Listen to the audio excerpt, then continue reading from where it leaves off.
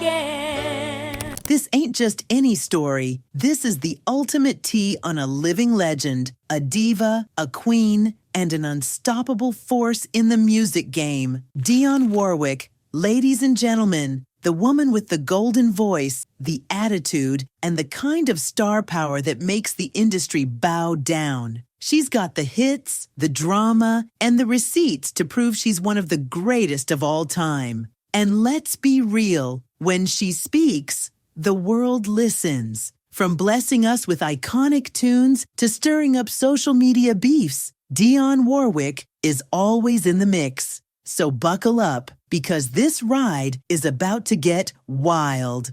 Let's take it back to the beginning, back when a star was in the making. Born Marie Dionne Warwick on December 12, 1940, in East Orange, New Jersey, this girl was destined for greatness. Music ran in her veins. Her mother was a manager of the gospel group, the Drinkard Singers, and her father was a record promoter. So you already know Dionne was surrounded by talent and industry moves from the jump. She started off singing in church because, of course, that's where all the legends begin. And soon after, she teamed up with her sister Dee Dee and cousin Cissy Houston, yes, Whitney Houston's mama, to form the Gospelaires. This group was killing it, and before long, Dionne found herself in the background, singing on tracks for big names like Aretha Franklin and Elvis Presley.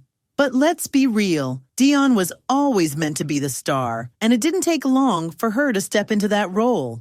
Now, here's where the magic really starts. In 1962, a young, ambitious Dionne Warwick linked up with the legendary songwriting duo Burt Bacharach and Hal David. And boom, the hits started coming in hot. We're talking classics like Don't Make Me Over, Walk On By, Anyone Who Had a Heart, and I Say a Little Prayer.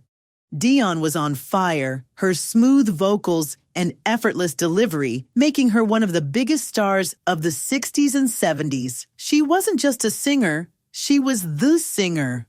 Let's talk about those Grammy nominations, because this queen wasn't just making hits, she was racking up accolades left and right. Dionne Warwick has been nominated for a whopping 14 Grammy Awards and has taken home 6. Her first win came in 1970 for I'll Never Fall in Love Again, and she kept the streak going with legendary tracks like Deja Vu and That's What Friends Are For. Dionne Warwick.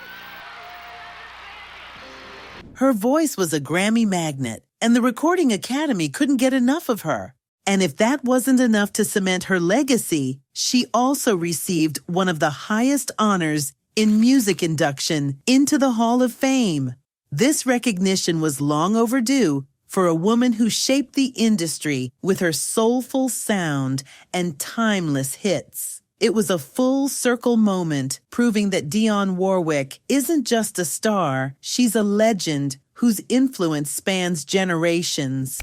But wait, what's a legendary career without a little scandal, right? Dionne was out here collecting Grammys and topping charts, but behind the scenes, things weren't always as perfect as they seemed. First up, let's talk about money. Despite being one of the best-selling female vocalists of all time, Dionne somehow ended up filing for bankruptcy in 2013. And not just a little bit broke, she owed the IRS a jaw-dropping $10 million. Talk about a plot twist. Sis was out here selling millions of records, but still couldn't escape Uncle Sam. Turns out, her financial team had been playing her, and Dionne was left holding the bag. But like the queen she is, she handled it with grace and kept it moving. Let's talk about that time she was accused of fraud. In 2002, Dionne was detained at the Miami International Airport for possession of marijuana. TSA officers found 11 joints hidden in a lipstick case, and Sis had to face the music. Though it wasn't a career-ending scandal, it definitely shook things up. But Dionne? She brushed it off like a pro. And then there's the beef because, honey, Dionne Warwick knows how to throw shade like no other. In the 80s, she was running with the Psychic Friends Network. Welcome to this mini edition of the Psychic Friends Network. Endorsing that hotline like it was the next big thing. People had a lot to say about it, but Dionne was getting paid. Then, in 2017, Aretha Franklin came out of nowhere with the mess, calling Dionne a liar after Dionne made a statement at Whitney Houston's funeral about Aretha being Whitney's godmother. Aretha said, "Not today," and publicly shut that down. The shade was thick, but Dionne, being Dionne, didn't even flinch. She just kept it classy and kept it pushing. Speaking of Whitney, the connection between these two was deeper than just family ties. Dionne was like a mentor, a guiding light in Whitney's career. And when Whitney tragically passed in 2012, Dionne was right there, mourning alongside the world. It was a heartbreaking moment, and to this day, you can tell it still weighs heavy on her. Now let's talk about the music, because baby, Dionne Warwick is a hit machine. Her catalog is straight legendary, and if you don't know these songs, you need to educate yourself. That's what Friends are for. A song that not only topped the charts, but also raised millions for AIDS research. Do you know The Way to San Jose?